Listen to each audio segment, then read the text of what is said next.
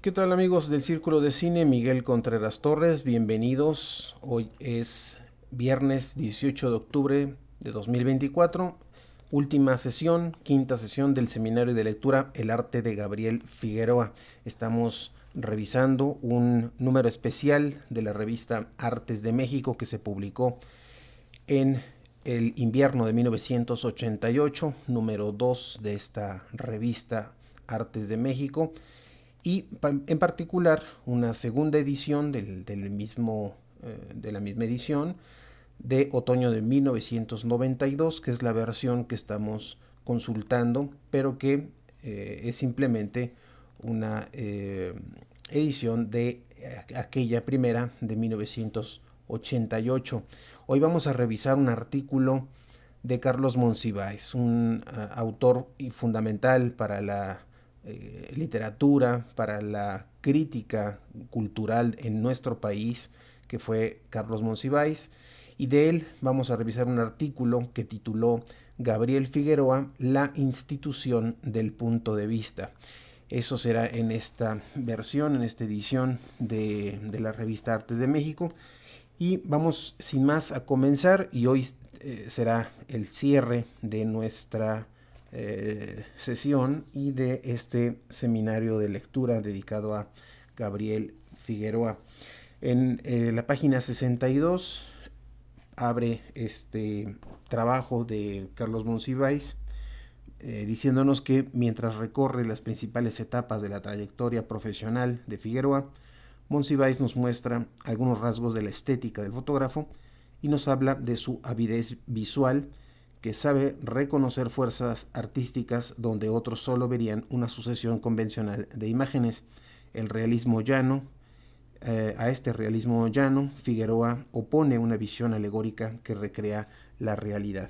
Como decía, Carlos Monsiváis titula este trabajo como Gabriel Figueroa, la institución del punto de vista, y vamos a dar una revisión de este trabajo de Carlos Monsiváis.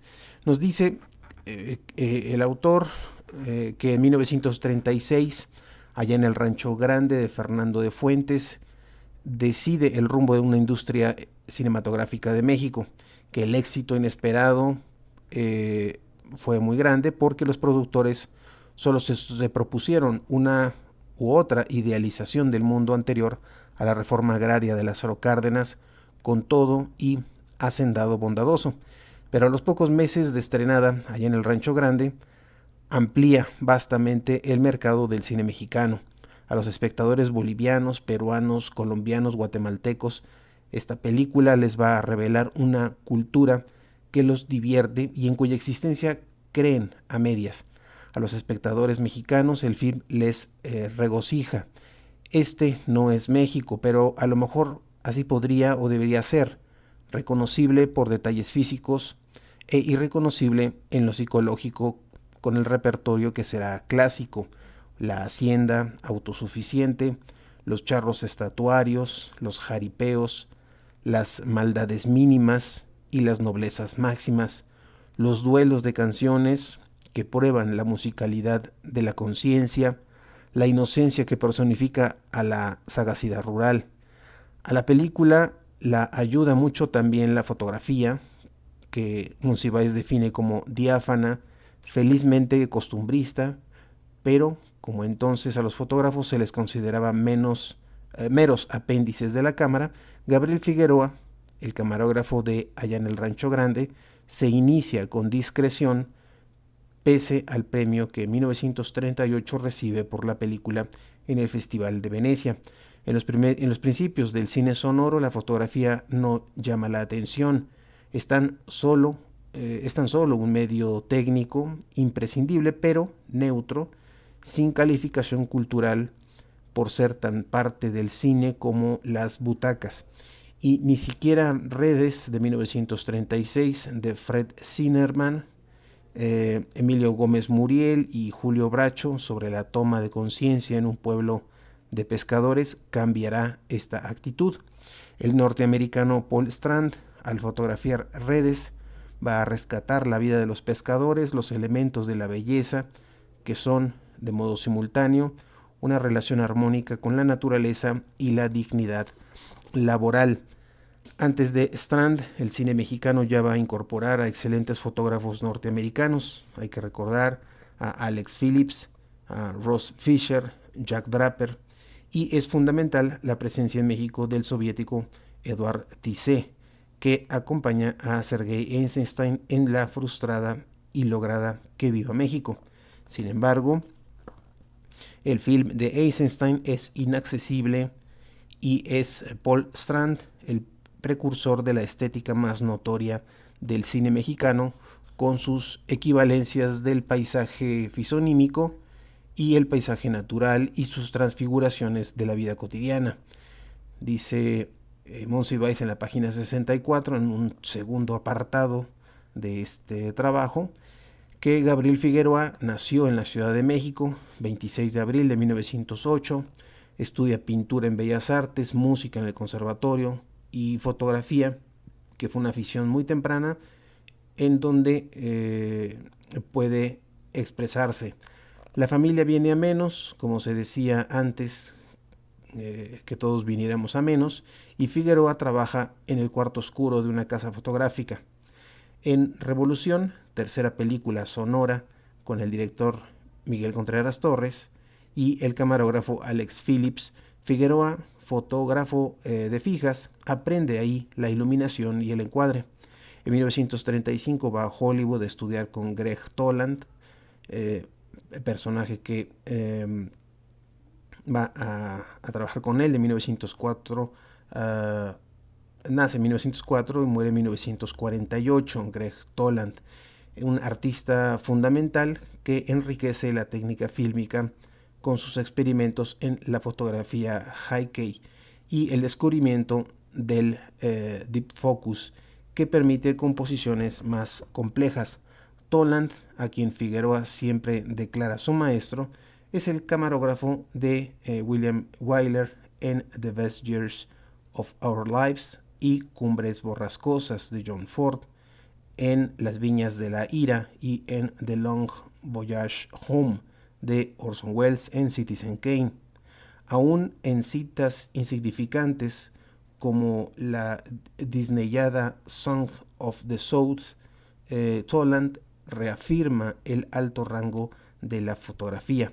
Aquí va a experimentar con la luz y la óptica, y va a añadir su propia versión a la del director, convencido de las dimensiones artísticas de su labor.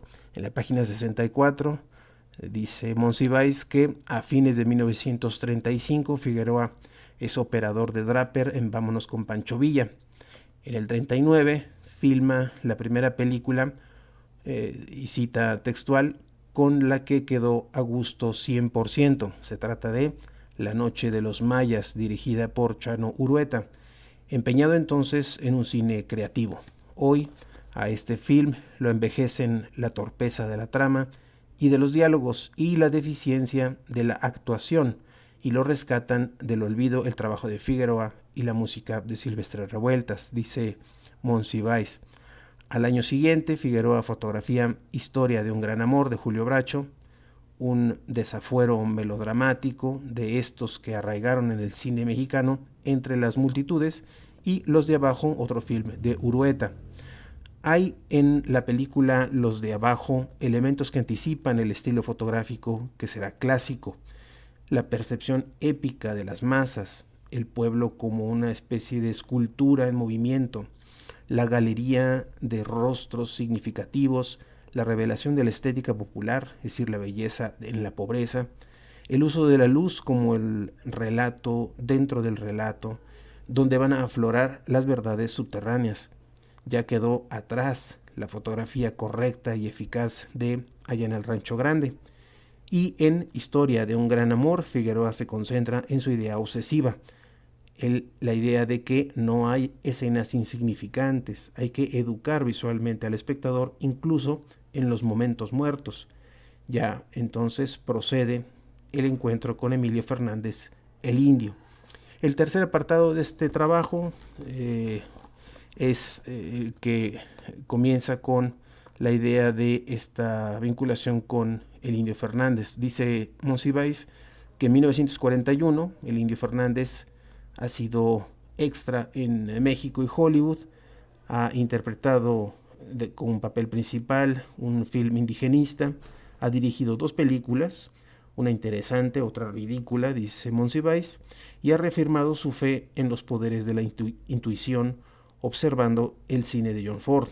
Esta esencia del país cabe en una película.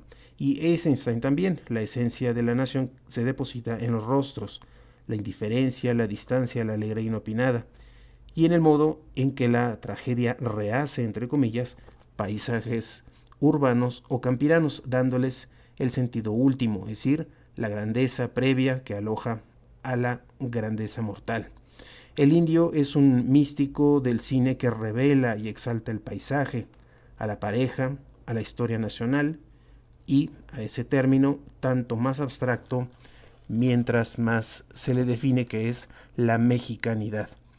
En la página 65 dice Monsiváis que él confía en la violencia psíquica de México, cuyo subproducto es la violencia física, y en la fotografía como el escaparate de la hermosura y la pasión. A Figueroa el indio le pide lo que Figueroa quiere y sabe hacer, es decir, intensificar a tal punto la visión estética que el relato lo equilibre siempre la fuerza de las imágenes, y el espectador jamás se olvide de que la belleza sustenta el desorden de las situaciones y los sentidos. En el trabajo de Figueroa, los paisajes, las expresiones de los rostros anónimas, la grandilocuencia de los actores principales, la suma de los objetos cotidianos, todo ello traduce el amor por lo que el indio considera lo natural, es decir, estos elementos terrestres entre los que están los hombres y las canciones, la explosión de la irracionalidad, irracionalidad que evita el convencionalismo, la locura amorosa, que es la contrapartida del progreso.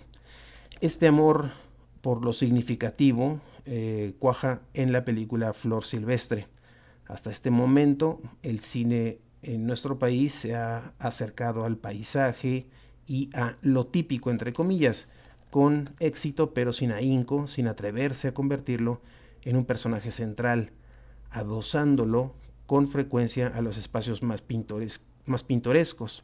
Figueroa entonces libera y ordena las imágenes en función de lo que cree verdades esenciales del campo, la belleza que no compensa la desolación, el aislamiento radical, el carácter cerrado y angustioso de la vida, y en su estética integra cerros y perfiles humanos, nubes y trastos en la pared, pueblos al amanecer y parejas que resurgen o surgen como extraídas del Génesis. Los fotógrafos de Estados Unidos, al trabajar en lo que llaman americana, es decir, el cine que reproduce con detalle circunstancias históricas del país, son alegres, optimistas. Figueroa, de acuerdo con el indio, insiste en este carácter impecable de la historia de México, cuyos rasgos inexorables son negados y exaltados por la transfiguración estética. En una portentosa secuencia de la película Flor Silvestre, el saqueo de la hacienda por la gavilla de forajidos que usurpan el nombre de revolucionarios, la fotografía de Figueroa va a hacer evidente el sentido de la película, no la evocación de la violencia revolucionaria, sino su representación ritual, no el realismo, sino la alegoría. No percibo realismo, entre comillas, dice Monsiváis, en las películas de Fernández y Figueroa.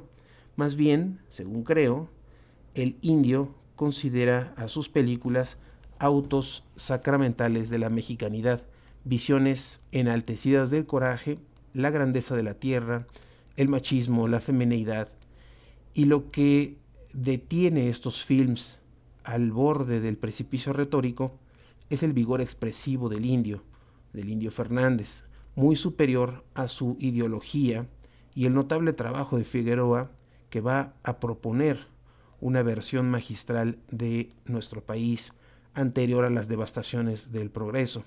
Un México feudal, rural, indígena, gozosamente primitivo, y en donde la tragedia de la pareja es un medio masivo de comunicación. La respuesta va a ser abrumadora, dice Carlos Monsiváis. Sobre todo, María Candelaria va a desatar sobre Figueroa un alud de premios, reconocimientos a nivel internacional, y aunque en los años 40 este deslumbramiento suele basarse en una razón colonial, la belleza de la barbarie.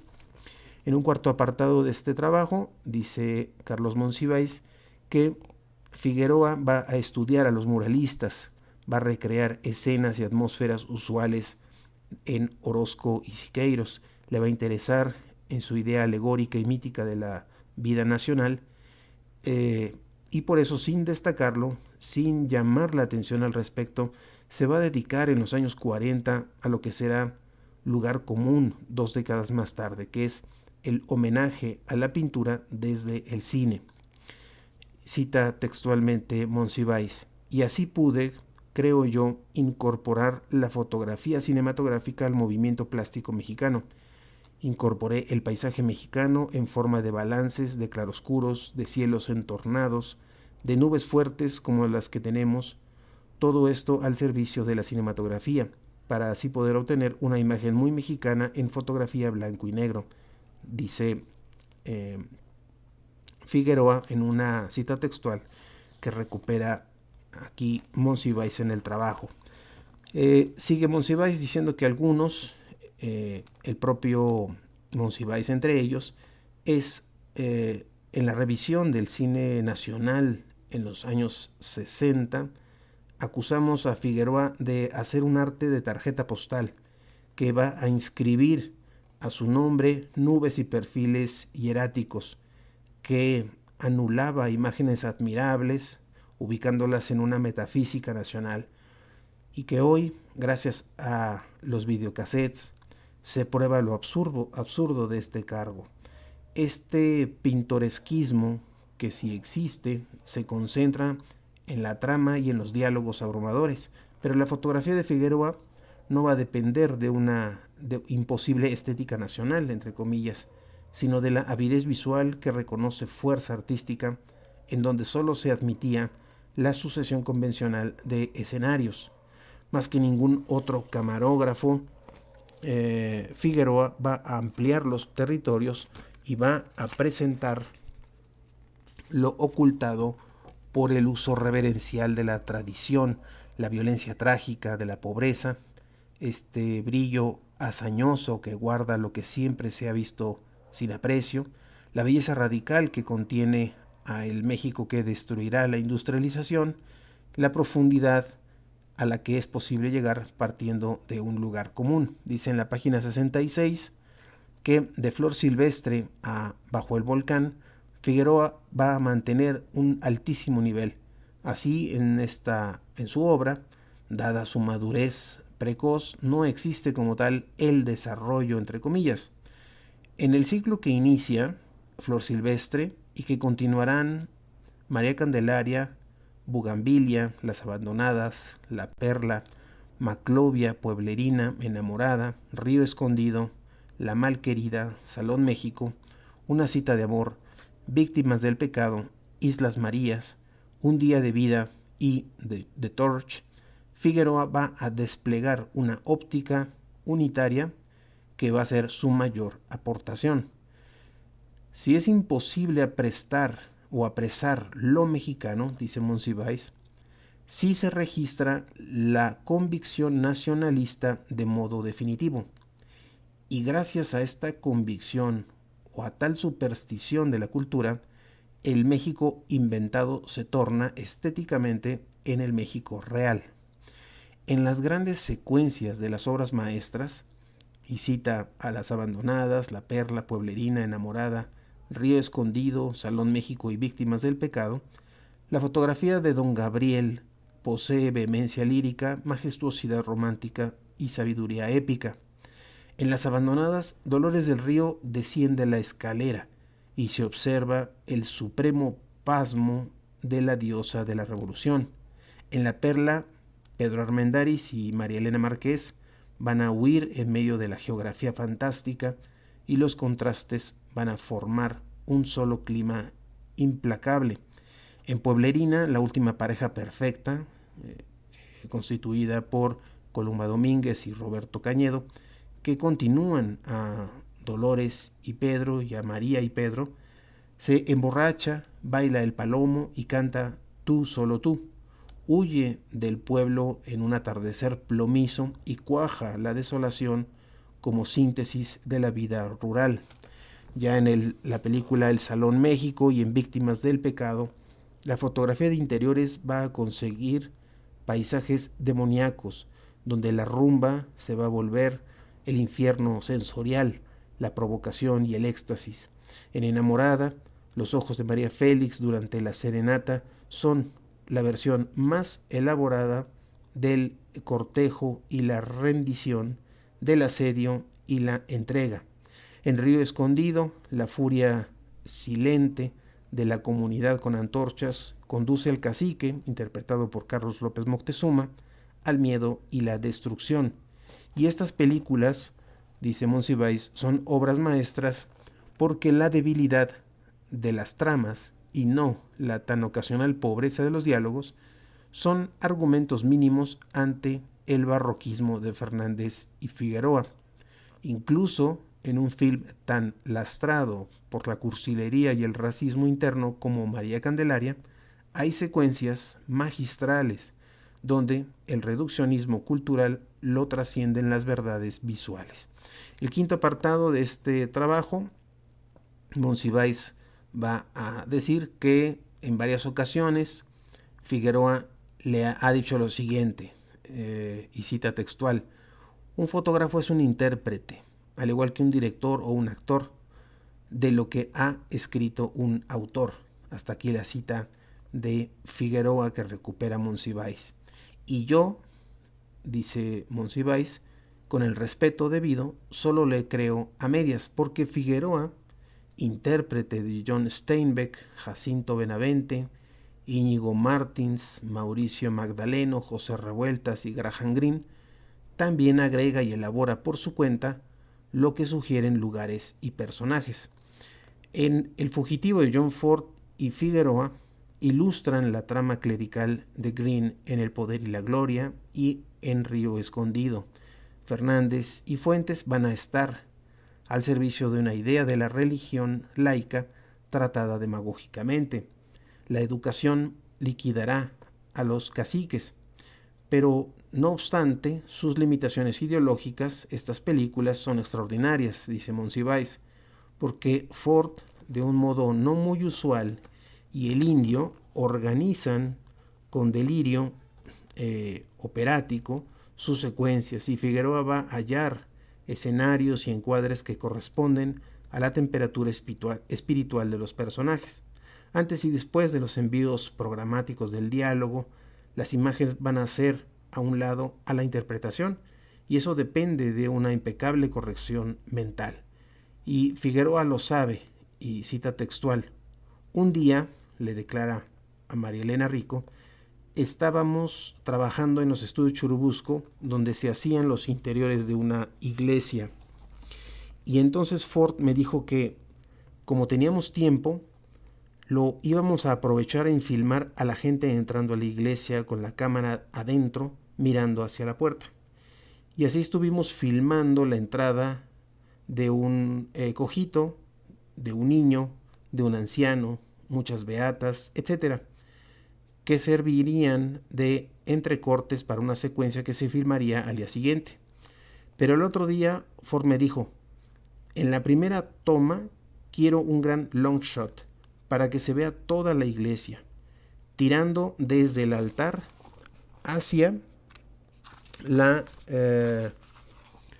la puerta. Continúa este trabajo en la página 70, última de este relato. Dame algo que tenga mucha fuerza y una gran belleza, a ver cómo le haces. Entonces comencé a pensar y rápidamente puse un contraluz muy fuerte que venía de un vitral de la puerta, y toda la gente entrando con las velas. Era una cosa fantasmagórica en cierta forma, porque se veían todas las velas encendidas con las siluetas de las mujeres, con los rebozos y una luz muy fuerte que venía del contraluz. Me gustó aquello. Ya tenía puesta la cámara en la puerta y no en el altar como él me había dicho, por lo que fui a hablar con Ford. Ya sé, me dijo. Esto que estás haciendo es precioso. No tiene nada que ver con lo que tomamos ayer. Lo de ayer fue un ensayo. Lo vamos a tirar a la basura y sigue con esto. Y a la basura fueron a dar las beatas, los niños, los cojitos y los ancianos. Hasta aquí la cita de Figueroa que recupera Monsiváis. Y sigue Monsiváis diciendo que el triunfo de la alegoría sobre el realismo muestra esta cita, esta referencia. Aunque Figueroa no idealiza, sí cree en algo. Cree en el cine, cree que en el cine no hay tal cosa como la realidad a secas. Así lo dice en el homenaje que se le rindió al cumplir 80 años. Y dice Figueroa lo siguiente textualmente: ahora ya no se filma en blanco y negro y con esto se ha perdido mucho. El blanco y negro es semejante al grabado. En cambio, el color es real. El sueño es en blanco y negro y por eso nos transporta a otros lugares. Hasta ahí la cita de, de Figueroa. También dirá Monsiváis que al depositar su fe en una estética cinematográfica semejante a lo onírico, Figueroa se va a distanciar del criterio prevaleciente hasta la época, costumbrista, realista, como escenografía teatral, eh, confiado en la docilidad de los escenarios y desentendido de las influencias formales. Figueroa va a experimentar apoyado en el impulso del nacionalismo y se sumerge en el trabajo en equipo y en el ánimo divertido de quienes hacen cine estimulados por las respuestas masivas. Las recompensas económicas no van a ser demasiadas, se ganan sueldos miserables. En films mundiales Figueroa gana 300 pesos a la semana, pero hacer películas le va a entusiasmar y eso equilibra la ansiedad comercial y el que solo unos cuantos le apuesten al cine artístico y cultural. De cualquier manera, dice Monsiváis, de algo sirve el reconocimiento internacional y por La Perla ya le pagan más de 100,000 pesos. Pero en el fondo, y pese a los homenajes, persiste la desatención cultural ante la fotografía, pero casi todos meras emisiones de visiones bonitas. De Hollywood lo solicitan con insistencia, pero Figueroa es leal a una industria aislada, sin verdaderas respuestas críticas, hostigada por las indiferencias y las adulaciones del chauvinismo. Figueroa, sindicalista convencido, promotor y líder del Sindicato de Trabajadores de la Producción Cinematográfica, pero esto no disminuye el ritmo de su trabajo, que al diluirse y extinguirse la creencia un tanto mística en los poderes de la pantalla, se adapta a los muy diversos niveles de una cinematografía incapaz de asimilar su pérdida creciente de mercados. Él se hace cargo de las películas mediocres o insignificantes, pero también colabora con Julio Bracho, con Roberto Gabaldón, con John Ford, Luis Buñuel, John Huston y Siegel. Figueroa se renueva y en Los Olvidados desiste de su densidad alegórica y va a atacar o acatar más bien la sequedad simbólica de Buñuel. En Macario evita las trampas del mexicanismo.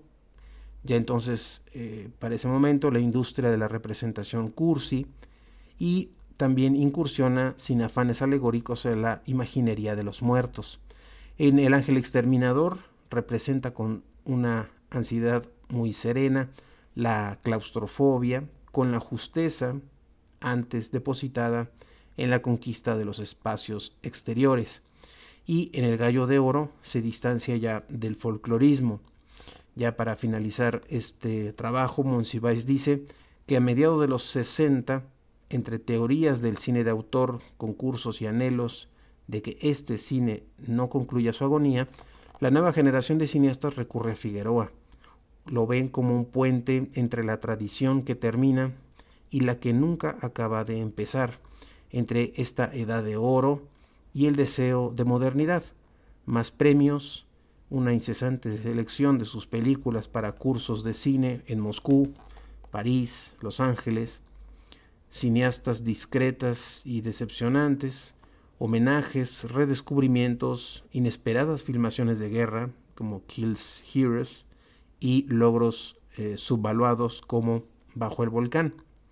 Y finaliza Monsiváis de la siguiente manera: mientras la industria cinematográfica nacional casi se extingue y Gabriel Figueroa, el camarógrafo excepcional, se convierte para las nuevas generaciones de cinéfilos en institución del punto de vista. Hasta aquí este trabajo de Carlos Monsiváis, un importante cronista de la vida mexicana, que recibió el premio Jorge Cuesta y que entre sus libros se encuentra Días de guardar, Amor perdido, Catecismo para indios remisos, Escenas de pudor y liviandad y Entrada libre. Hasta aquí este trabajo espléndido de Carlos Monsiváis en torno a la obra de Gabriel Figueroa.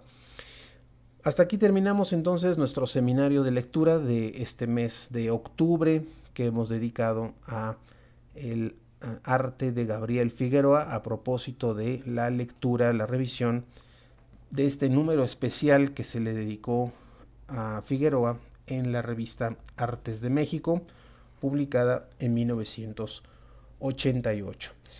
Muchas gracias por haberme acompañado en estas 5 sesiones del seminario y les pido que estén al pendiente para que estén al tanto de el contenido, el libro, la lectura que vamos a revisar en el próximo mes. Mientras tanto, que tengan una excelente noche, un excelente fin de semana y estén al pendiente de nuestro siguiente seminario. Muchas gracias.